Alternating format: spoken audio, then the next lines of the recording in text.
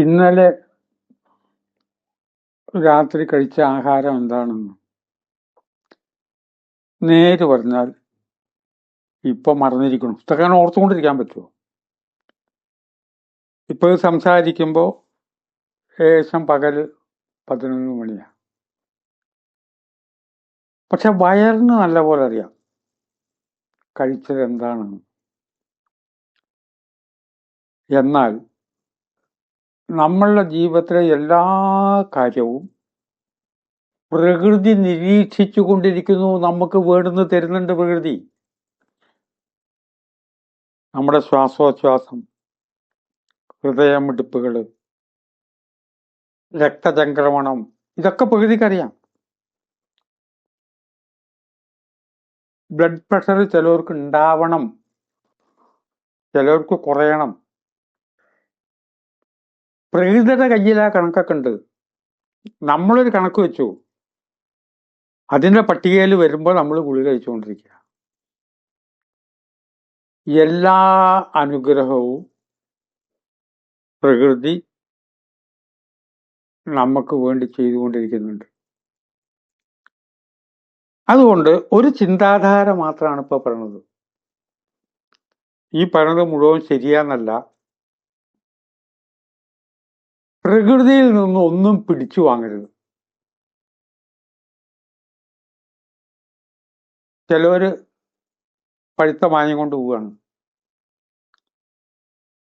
ആ പഴുത്ത മായം കൊണ്ട് പോകുമ്പോൾ അതിന്നൊരു മാങ്ങ കിട്ടിയാൽ കൊള്ളാമെന്ന് എനിക്ക് ആഗ്രഹം ഉണ്ടെന്ന് വിചാരിക്കുക. ഈ വിഷം വെച്ച് കൊഴിപ്പിച്ച മാങ്ങ തിന്നാത്തവരെ സംബന്ധിച്ചിടത്തോളം മാങ്ങ മനസ്സിനെ കാണാം, വഴിയിൽ ഇങ്ങനെ വീണെടുക്കണ കാണാം, പൊട്ടിക്കാൻ ആളില്ലാത്തതുകൊണ്ട്. പക്ഷെ കടയിൽ നിന്ന് വാങ്ങി തിന്നാനും നിവർത്തിയില്ല. ഒരു മാങ്ങ കിട്ടിയാൽ കൊള്ളാന്നുള്ള രീതിയിൽ സംസാരിച്ചു. അതിന്ന് ഒരു മാങ്ങ തരാൻ പരിപാടി ഇല്ലെങ്കിൽ ഒരു മാങ്ങ എനിക്ക് തരുമോന്ന് ചോദിച്ചു.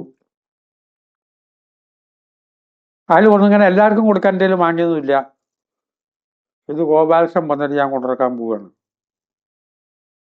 തന്നില്ല.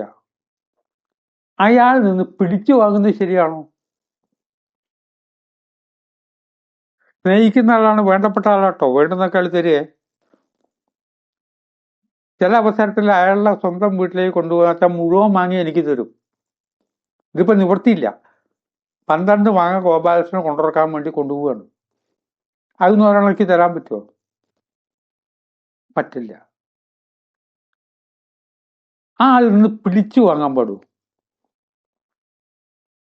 ഈ പേഷ്യന്റിന് ഒരു 12 മണിക്കൂർ നേരത്തേക്ക് ഒന്നും തിന്നാൻ കൊടുക്കരുത്. ഡോക്ടർ പറഞ്ഞു. അയാൾക്ക് ഇഷ്ടം പോലെ ആഹാരം കഴിച്ചോളാൻ പറഞ്ഞു. അയാൾക്ക് എന്താ വേണമെന്ന് വെച്ചാൽ കൊടുത്തോളൂ. അത് കേട്ടിട്ട് എനിക്കും കിട്ടണം. അങ്ങനെ പിടിച്ചു വാങ്ങരുത്. പ്രകൃതി നമുക്ക് വേണമെന്നൊക്കെ തരുന്നില്ലേ? ആ വേണമെന്നൊക്കെ ഒരുവിധം തരുമ്പോ പ്രകൃതിയോട് നമ്മൾ ആഗ്രഹിക്കുക, ചോദിക്കുക. അല്ല, എനിക്കത് കിട്ടിയേ പറ്റൂ, എനിക്കത് കിട്ടിയേ പറ്റൂ. പിടിച്ചു വാങ്ങണോ? നമുക്ക് വേണ്ടുന്ന എന്താണെന്ന് അമ്മയ്ക്കറിയില്ലേ? കുട്ടിക്ക് എന്ത് വേണമെന്ന് അമ്മയ്ക്കറിയില്ലേ? ഒരു തവണ അമ്മ വിറക് വാങ്ങി ഒരു കൊട്ടയിൽ വെച്ചിട്ട് ചെറിയ കുട്ടിയുടെ തലയിൽ വെച്ചു. അപ്പോ കടക്കാരൻ ചോദിച്ചു, ഈ ഭാരം അവൻ താങ്ങുമോ? അപ്പൊ കുട്ടി പറഞ്ഞു, എനിക്ക് എത്ര ഭാരം താങ്ങാൻ കഴിയുന്ന അമ്മയ്ക്കറിയാം. ശരിയല്ലേ? അമ്മ മകന്റെ തലയിൽ അവര് ഉൾക്കൊള്ളാൻ കഴിയാത്ത ഭാരം വെച്ചു കൊടുക്കുവോ? നമ്മൾ ദൈവവിശ്വാസിയാണെങ്കിൽ നമുക്ക് തന്നത് പിടിച്ചു വാങ്ങണ്ട. വേണമെങ്കിൽ അമ്മയെ എന്ന് വേണ്ട ഒരു ചോദ്യമൊക്കെ ചോദിക്കാന്നുള്ളേ കവിഞ്ഞ് എനിക്ക് കിട്ടിയേ പറ്റൂന്ന് പിടിച്ചു വാങ്ങുന്നവരുണ്ട്. ഞാൻ വ്യക്തിപരമായിട്ട് ചില കാര്യങ്ങൾ പറയുമ്പോൾ എൻ്റെ രചനയിലൊക്കെ വ്യക്തിപരമായ കാര്യങ്ങൾ പറയുന്നത് ബാക്കിയുള്ളവർക്ക് ഗുണപ്രദമാകാൻ വേണ്ടിയിട്ട് പറയുന്നതാണ്. മക്കളില്ലാത്ത ആളാണ്. മക്കളില്ലാത്തവർ എന്ത് ചെയ്യണം? ആധുനിക ശാസ്ത്രം എത്രയോ പുരോഗമിച്ചിട്ടുണ്ട്. അതിൻ്റെ ട്രീറ്റ്മെന്റിന് പോയി. മിനിമം ട്രീറ്റ്മെന്റ് കഴിഞ്ഞോടുകൂടി നിർത്തി. പിന്നെ ഗുളിയും കാര്യം എനിക്കോ ഭാര്യക്കോ ഒരു തകരാറും കണ്ടുപിടിക്കാൻ ശാസ്ത്രത്തിന് കഴിഞ്ഞില്ല. ഒരു മിനിമം ട്രീറ്റ്മെന്റോട് നിർത്തി. പിന്നെ ആ ഭാഗത്തേക്ക് പോയിട്ടില്ല.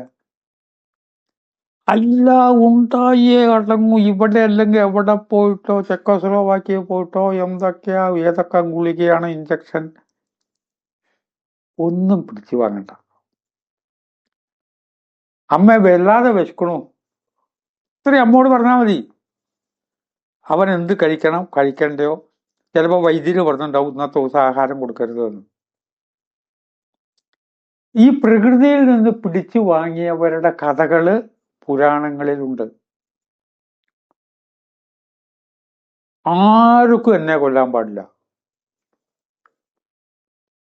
ധാരാളം പൈസ പാർട്ടിയാണ് ഇത് ആവശ്യപ്പെടുന്നത്. ഇന്നെ ആർക്കും കൊല്ലാൻ പാടില്ല. ഹിരണ്യകശിപു സ്വർണത്തിനെ തലയണയാക്കി വെച്ചോനാ. ഇദ്ദേഹത്തിന് എന്ത് വേണമെന്നുള്ളത് പരമാത്മാവിനറിയില്ലേ? പരമാത്മാവ് പറഞ്ഞു മരണത്തിനെ അതിജീവിക്കാൻ പറ്റില്ല, അതുണ്ടാവും. ആയിക്കോട്ടെ, പകല് കൊല്ലരുത്, രാത്രി കൊല്ലരുത്, ആയിക്കോട്ടെ, അതൊക്കെ ചെയ്തു തരും. വീടിന്റെ അകത്ത് വെച്ച് കൊല്ലരുത്, പുറത്ത് വെച്ച് കൊല്ലരുത്, ഓക്കെ. ഭൂമിയിൽ വെച്ച് കൊല്ലരുത്, ആകാശത്ത് വെച്ചും കൊല്ലരുത്. സ്ത്രീ കൊല്ലരുത്, പുരുഷൻ കൊല്ലരുത്,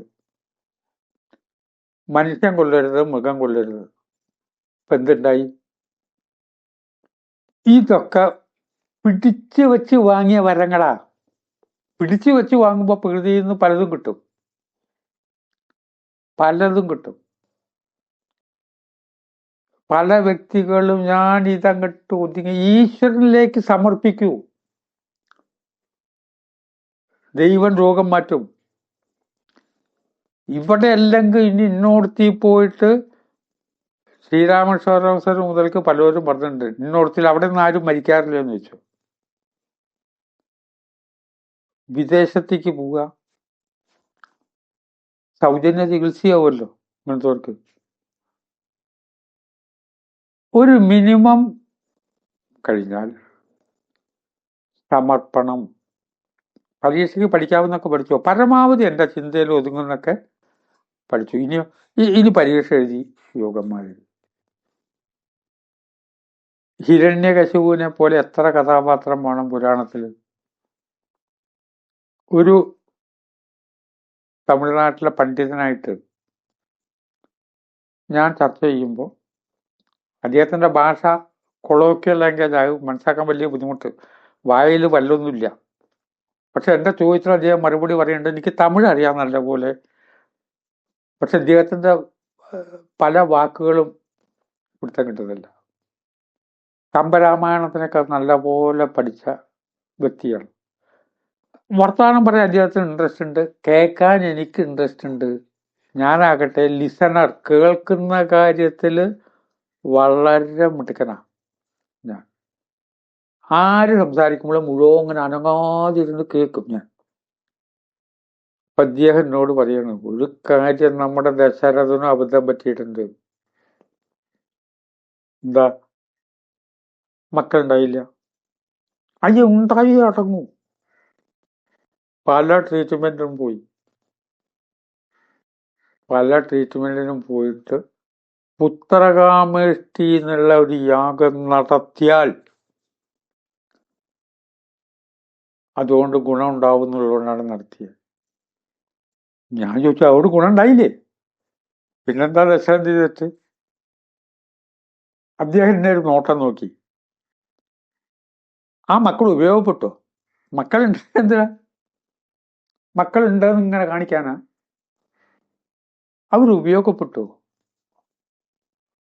ദൈവം തന്നെ അവതരിച്ച് മക്കളായിരുന്നു ജനിച്ചാൽ അവരേതോ ഡ്യൂട്ടിക്ക് വരിക. രാവണനെ കൊല്ലാനാണ് രാമൻ അവതരിച്ചിരിക്കുന്നത്.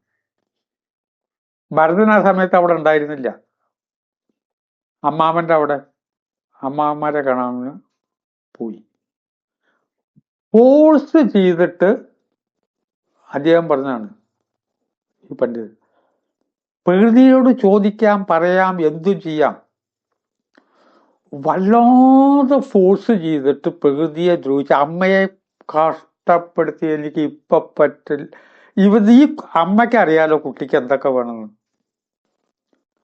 പക്ഷേ പ്രകൃതി നിന്ന് പിടിച്ച് വാങ്ങണ്ട, ആ പിടിച്ചു വാങ്ങേണ്ട ശീലം നമുക്കുണ്ട്. മുന്തിരിയിൽ കുരു വേസ്റ്റാണ്, അപ്പൊ കുരു ഇല്ലാത്ത മുന്തിരിങ്ങ ഉണ്ടാക്കണു, അണ്ടി വലുപ്പമില്ലാത്ത മാങ്ങ ഉണ്ടാക്കണു. നമ്മൾ പ്രകൃതിയിൽ നിന്ന് പലതും ചെയ്യുന്നുണ്ട്. അതിന്റെ ന്യായം അന്യായങ്ങളെ കുറിച്ച് ചിന്തിക്കുമ്പോൾ ഇത് കേൾക്കുന്നവര് പല മാനസിക പ്രശ്നവും ഉള്ള വ്യക്തികൾ ധന്യമേ ജീവിതം കേൾക്കാറുണ്ട്. നിങ്ങൾ മിനിമം ചെയ്യേണ്ടൊക്കെ ഇപ്പൊ ചെയ്തില്ലേ? ചെയ്തു. എനിക്കിപ്പോ അത് കിട്ടിയേ അടങ്ങൂ എന്നും പറഞ്ഞ് അവര് ഓരോ നേടിയവരുടെ ജീവിതത്തിന്റെ രണ്ടാം ഭാഗത്തെ പറ്റി പറഞ്ഞു വേദനിപ്പിക്കുന്നില്ല. ചിന്തയ്ക്ക് വിട്ട് വാക്കുകൾ സമ്മതിക്കുന്നു. നമസ്കാരം.